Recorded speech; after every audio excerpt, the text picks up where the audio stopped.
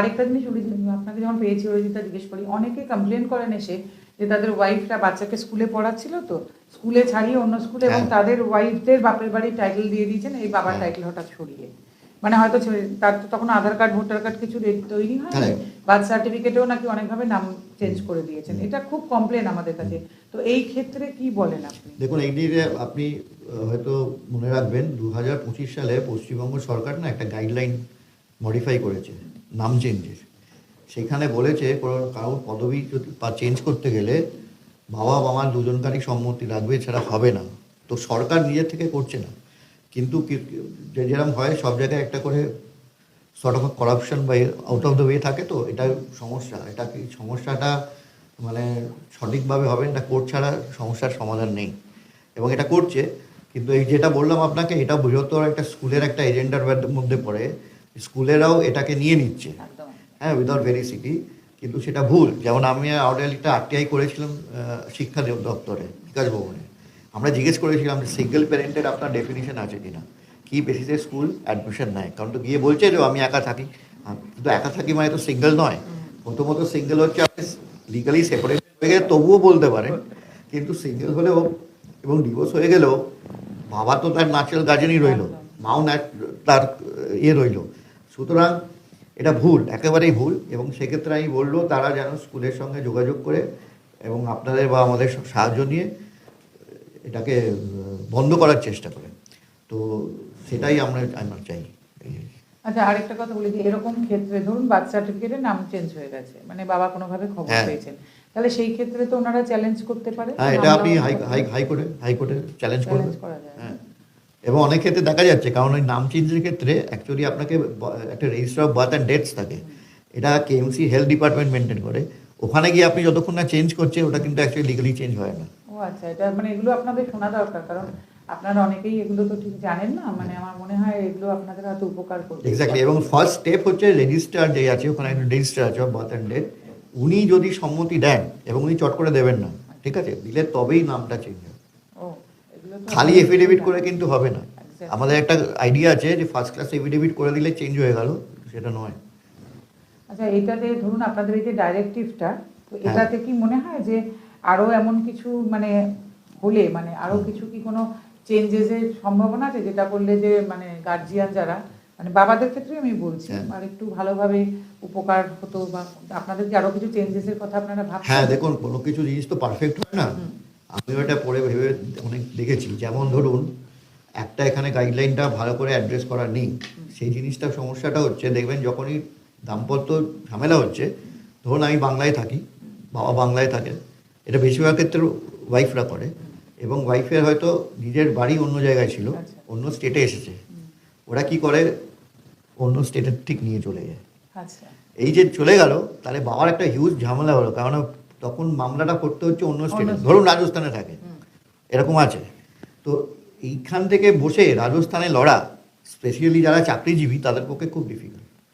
এবং এই সব মামলা, স্পেশালি আপনার ডিভোর্স মামলাটা আপনি নিজে না করলেও হয়ে যাবে, কিন্তু কাস্টাডি মামলা আপনি নিজে যদি ফলো না করেন, নিজে যদি লয়ারকে না গাইড করেন, অসম্ভব। It is very difficult to get relief. তো ওই জায়গাটা আমি এটা চিন্তায় দেখেছি, ওই জায়গাটা কিন্তু স্পেসিফিক্যালি বলা নেই গাইডলাইনে। হ্যাঁ, তো সেটা হচ্ছে একটা, যেটা আমরা পরবর্তীকালে রিভিউ করতে পারি। সেকেন্ড হচ্ছে, ধরুন বিদেশে নিয়ে চলে গেলাম, এটা তো খুব আমাদের কাছে অনেক আছে, প্রচুর আছে। এবার বিদেশে যে নিয়ে চলে গেলাম, যেহেতু ভারতবর্ষে হেগ কনভেনশনের সিগনেটারি নয়, আমি আর কিছু করতে পারছি না, কোর্টও কিছু করতে পারছে না। সুতরাং আমার মনে একটা ডিফল্ট ক্লজ এখানে দেওয়া উচিত বলে ভালো হতো গাইডলাইনটায়, যে যখন কেসটা হচ্ছে, কেসটা যদি রেজিস্টার হয়ে যায়, তারপরে ওই কোর্টের জুরিসডিকশন থেকে বাচ্চাকে নিয়ে যাওয়া যাবে না। মানে এটার জন্য আমাকে আর আলাদা ইনজাংশনের জন্য অ্যাপ্লাই করতে হবে না, কারণ এটা যত অ্যাপ্লাই করবে তত আপনার কোর্ট কেস দিলে হবে। এটা একটা ডিফল্ট ক্লজ হলে ভালো হতো, যে তখনই জাজ মহামান্য আদালত বলে দেবেন যে আমার জুরিসডিকশনের বাইরে আমার ধারা করা যেত, খুব ভালো হতো। আরেকটা হচ্ছে ক্লজ দেওয়া উচিত যে এই যে বিদেশে যদি নিয়ে যাও, তাহলে তোমাকে আমি আদেশ দিলে উইথ কেন্দ্রীয় সরকারের সহায়তায় বা ইন্টারপোল করে ওনাকে নিয়ে আসতে হবে। হ্যাঁ, এটা আপনি মনে রাখবেন যে একটা ভিক্টোরিয়া বাসু কিছুদিন আগে কেস করেছিলেন তো, যেটা রাশিয়ায় নিয়ে চলে গেছে, এবার আপনি তো আনতে পারছেন না, যেহেতু উনি কনসালটেন্ট এর আন্ডারে চলে গেছে, তো ওই জন্য একটা মুশকিল হয়েছে। তো সেরকম অনেক হচ্ছে এটা। আচ্ছা, তাহলে এই যে ধরুন এই যে নির্দেশিকাগুলো হয়েছে, তো হ্যাঁ। এগুলো তো ধরুন আমরা যারা এগুলো নিয়ে কাজ করছি বা আপনারা যারা আছেন সবাই আমরা জানি, হ্যাঁ। কিন্তু এখনো জেনারেল পাবলিকের মধ্যে তো খুব একটা অ্যাওয়ারনেস নেই। তাহলে তার জন্য আমরা কি করব? আমাদের এটা একটা কোনো জায়গায় প্রথমত একটা সভা করা উচিত, এখানে একটা অ্যাওয়ারনেস প্রোগ্রাম বা সেমিনার করা উচিত, যেখানে এই গাইডলাইনের এক একটা অ্যাসপেক্ট আছে। তো কোনোটা লিগাল অ্যাসপেক্ট আছে, কোনোটা ক্রিমিনাল অ্যাসপেক্ট আছে, কোনোটা সিভিল অ্যাসপেক্ট আছে, কোনোটা সাইকোলজিক্যাল অ্যাসপেক্ট আছে, এটা আমরা কভার করেছি। এরকম একটা এরিয়া থেকে এক একজন বিশেষজ্ঞকে আনা উচিত।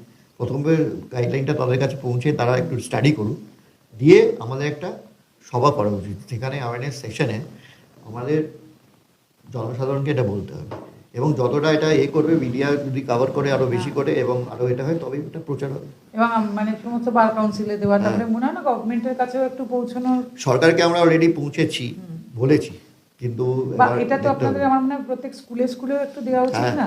কারণ যেহেতু আপনি বলছেন না স্কুলের থেকে প্রত্যেকেই, অনেক সময় প্রত্যেকেই। এটা হচ্ছে, হ্যাঁ। কারণ এটার আমার যেটা মনে হয় এই বিএনএসএস এর মতোই এটারও তো Yes. জেনারেল অ্যাওয়ারনেসটা খুব Yes, দরকার। এটা এবং এটা মাস স্কেলে দরকার, মাস স্কেলে নাহলে তো ইউটিলিটিটা আসবে না, ইউটিলিটি করতে মানুষ হবে। যারা এটার ভুক্তভোগী তারাই এখনো খুব হ্যাঁ। ভালো করে জানেন না, জানেন না।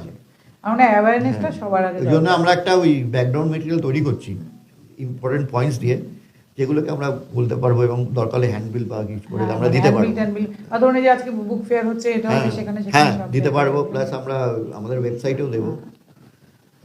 আপনারা মোটামুটি শুনলেন, কারণ আমাদের তো সময় খুব বেশি থাকছে না, অল্প সময়ের মধ্যে যেটুকু বলতে পারি দরকারি কথাগুলো। তো আপনাদের কোনো প্রশ্ন থাকলে নিশ্চয়ই আমাদের জানাবেন, আর দরকার হলে আমরা অরিজিৎদাকে আরেকদিন যদি আনতে পারি দেখবো। আপনাদের কোনো প্রশ্ন থাকলে সেগুলো করবেন, আমরা যথাসাধ্য চেষ্টা করবো অরিজিৎদার কাছে পৌঁছে দেবার। আমার মনে হয় আজকে একটা খুব দরকারি আলোচনা হলো। আর একটা আপনাকে ইন্টারভিউ করছি, এটা বলা হয়নি হয়তো, সেটা হচ্ছে রিগার্ডিং মেনটেনেন্স। এই গাইডলাইনে একটা চাইল্ড কাস্টাডি এফিডেভিট দেওয়ার ব্যাপার আছে। অনেকে সেটা ভুল করে ভাবছে যে এটার ক্ষেত্রে আমার মেনটেনেন্সের বিপদ হয়ে যাবে, কিন্তু ব্যাপারটা হচ্ছে কি, আমরা এটা দিয়েছি কারণ এটা একটা বিদেশি থেকে নেওয়া হয়েছে। এটা একটা অ্যামিকাস কর্ণাটক হাইকোর্টের ওনার রিকমেন্ডেশন ছিল, এবং এখানে কিন্তু গাইডলাইনে একটা জায়গায় পরিষ্কার বলা আছে যে আমার মেনটেনেন্স, আমার কি ক্ষমতা, সেটার ওপর কিন্তু আমার অ্যাক্সেস টু দ্য চাইল্ড কখনোই নির্ভর করবে না, এটা পরিষ্কার বলা আছে। তো খুবই আমার মনে হয় আজকে একটা জরুরি আলোচনা হলো। আশা করি আপনারা সবাই শুনছেন বা শুনবেন। কোনো প্রশ্ন থাকলে আমাদের জানাবেন। আর আজকের এপিসোডটা তো এখানেই আমাদের শেষ করতে হচ্ছে। আমাদের সাবস্ক্রাইব করবেন all Bengal men's forum, subscribe করবেন বাংলা হান্ট, তাহলে এরকম আরও অনেক দরকারি জিনিস জানতে পারবেন। আমি চেষ্টা করছি এই পডকাস্টগুলোকে একটা অ্যাওয়ারনেস, একটা মানে যাতে আপনারা সবাইকে সব কিছু জানতে পারেন, এরকম একটা পডকাস্টের মধ্যে সীমাবদ্ধ রাখার। নিশ্চয়ই আবার দেখা হবে আমাদের পরবর্তী পর্যায়ে, আবার এমন একজন মানুষের সঙ্গে যিনি আবার একটা নতুন বিষয়ে আপনাদের আলোকপাত করবেন, কেন?